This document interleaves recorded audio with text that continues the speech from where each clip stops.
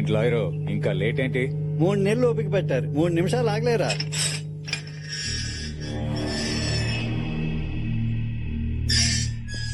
అనయ్య రా, పెద్దని ఎదురు చూస్తున్నాడు. నేను రాను. ఎందుకు? పూజారి కూతురు మీద చేసినందుకే ఆ భూపతిగాడు ఊరందరి ముందు నా పరువు తీశాడు. వాడికి ఓ కూతురుందిగా, దాన్ని నాశనం చేస్తా. అన్నా ఇది కరెక్ట్ టైం కాదు, కోపాన్ని కంట్రోల్ చేసుకో. ఏయ్, అడవుల్లో మండే మంట లాంటిదిరా నా కోపం. అదంత ఈజీగా చల్లారు. ఇది కాదనయ్య. అనయ్య అనయ్య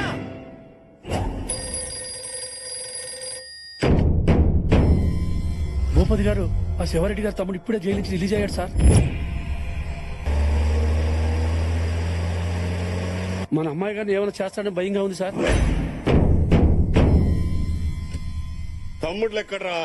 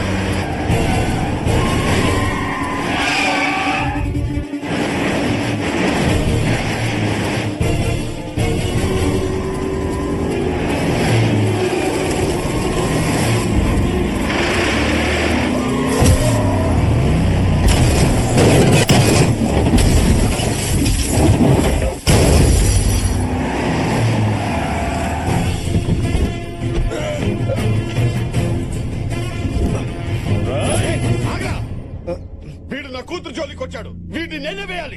అది నా మేనకోడలు, దాని జోలికి వచ్చిన వాడిని నేనే వేసేస్తా. నువ్వేంట్రా వేసేది? అది నా రక్త సంబంధం, వీడిని నేనే వేయాలి. ఆపరా, దాన్ని పెంచింది నేను, వీడిని చంపాల్సింది నేనే. డిస్కషన్ వద్దు.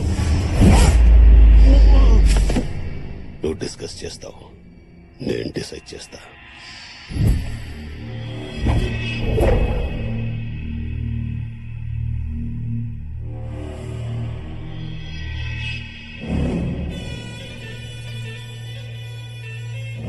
చిన్నని చంపిన భూపతిగాడు బతకూడదనా? చంపేద్దాం. ప్రాణం తీస్తే వాడు పడే బాధ ఒక్క నిమిషమే. వాడి ప్రాణానికి ప్రాణంగా చూసుకునే వాళ్ళ ప్రాణం తీస్తే జీవితాంతం బాధపడతాడు, ప్రతిరోజు చేస్తాడు. వాడి ప్రాణం కన్నా వాడి ఎక్కువ ప్రేమించేది వాడి కూతుర్నే. అది ఎక్కడుందో వెతకండి.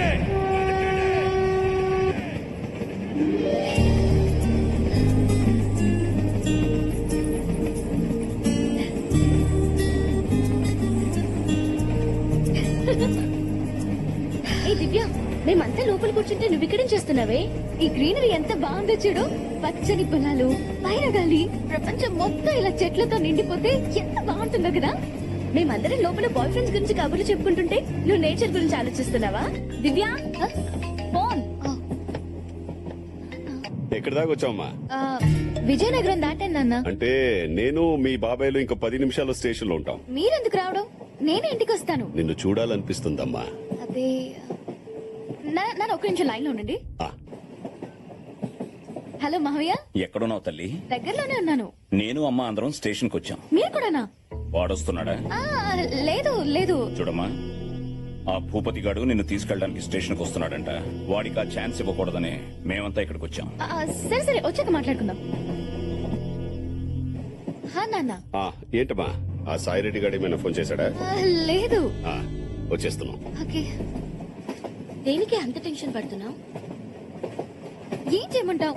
ఒక పక్క ఫాదర్, ఇంకో పక్క గాడ్ ఫాదర్, మధ్యలో నేను నలిగిపోతున్నాను.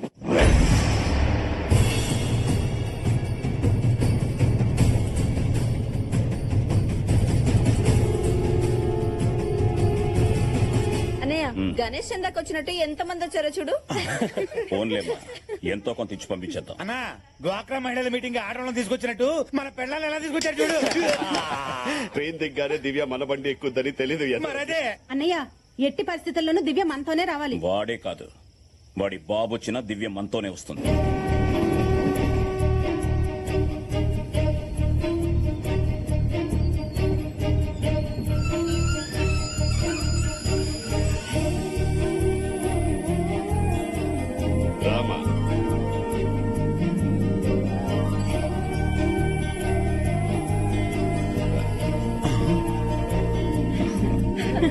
దివ్య రామ్మా ఇంటికి వెళ్దాం. దివ్య ఆగో, మన ఇంటికి వెళ్దాం. మీ ఇంటికి ఎందుకు వస్తుంది? కోర్టు ఆర్డర్ మర్చిపోయావా? ఆర్డర్లు వేస్తున్నావు. ఇంకో నెల రోజులు తను మా ఇంట్లోనే ఉండాలి. నేనే పెళ్లి చేయాలని అదే కోర్టు చెప్పింది.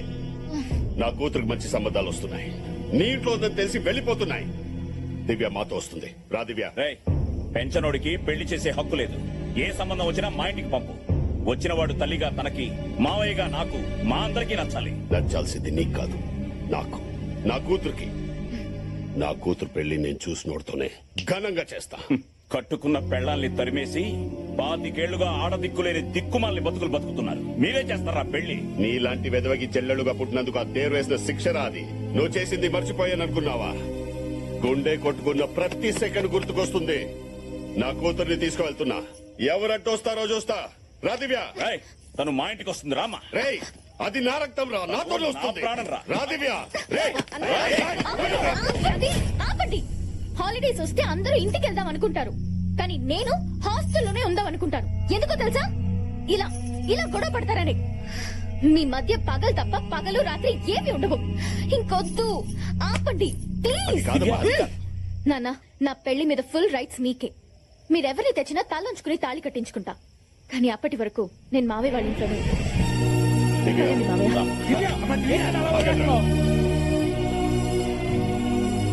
పెళ్లి బాధ్యత మనదే అందిగా, అది చాలు. సరైన అల్లుడిని వెతకండ్రా. అల్లుడు ఎలా ఉండాలన్నయ్య? నాకు కాబోయే అల్లుడు కత్తిలా ఉండాలి. శత్రువు గుండె మీద కాలు పెట్టి మాట్లాడే దమ్మున్న మగాడాయి ఉండాలి. వాడున్న చోటు పండగలాగుండాలి.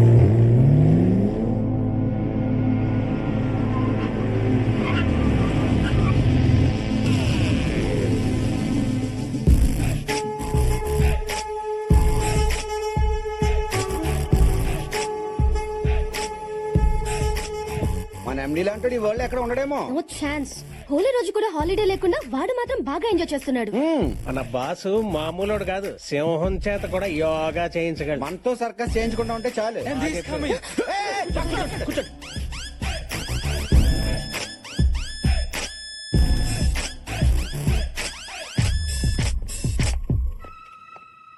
Good morning sir.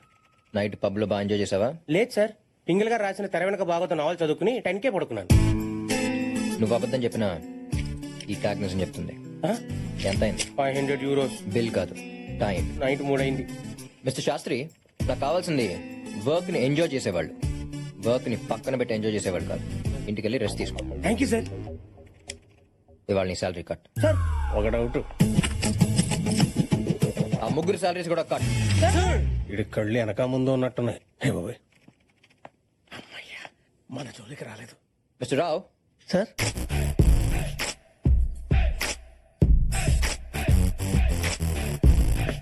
మిస్టర్ రావు, మీకు ఇచ్చిన ప్రాజెక్ట్ లో కంప్లీట్ చేశారా? ఇవ్వగానే చేసేయడానికి ఇది లుంగీ డాన్స్ కాదు, 100 million ప్రాజెక్ట్. డిజైన్ చేయడానికి 1 week పడుతుంది, ఎక్స్ప్లెయిన్ చేయడానికి 10 days పడుతుంది, ఫైనల్ గా కంప్లీట్ చేసి సబ్మిట్ చేయడానికి 2 weeks పడుతుంది. షాక్ అయ్యాడు.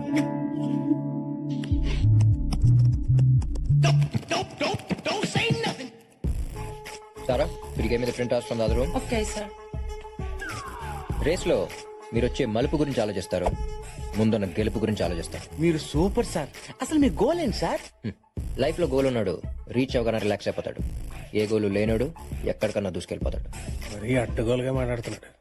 సార్, వెళ్ళి క్లయింట్ కి సబ్మిట్ చేయండి. క్లయింట్ స్వీడన్ లో ఉంటాడు, వెళ్ళి సబ్మిట్ చేయడానికి 2 days పడుతుంది. మిస్టర్ రావు, మీకు యాపిల్ కావాలంటే కాశ్మీర్ వెళ్తారా, కాలనీలో ఉన్న ఫ్రూట్ షాప్ వెళ్తారా? ఫ్రూట్ షాప్ కి. ఇది కూడా అంతే, ఈమెయిల్ చేయొచ్చు. స్వీడన్ దాకా లక్లీ. బ్రెయిన్ ఎలాగో వాడలేదు, ఇచ్చే కంప్యూటర్స్ ఉన్న వాటర్ నేర్చుకోండి. గో. సార్, వర్క్ కంప్లీట్ చేయనందుకు మీ శాలరీస్ కట్ చేసి నా అకౌంట్ ట్రాన్స్ఫర్ చేయమని చెప్పండి. Sir, thank you. రోజు రోజుకి వాడు అరాచకాలకి అన్యాయాలకి అడ్డు అదుపు లేకుండా పోతుంది. మనం ఏదో ఒకటి చేస్తే కానీ లాభం లేదు. ఎవరి గురించి మాట్లాడుతున్నారు? ఇంకెవడు, మా బాస్ గాడు.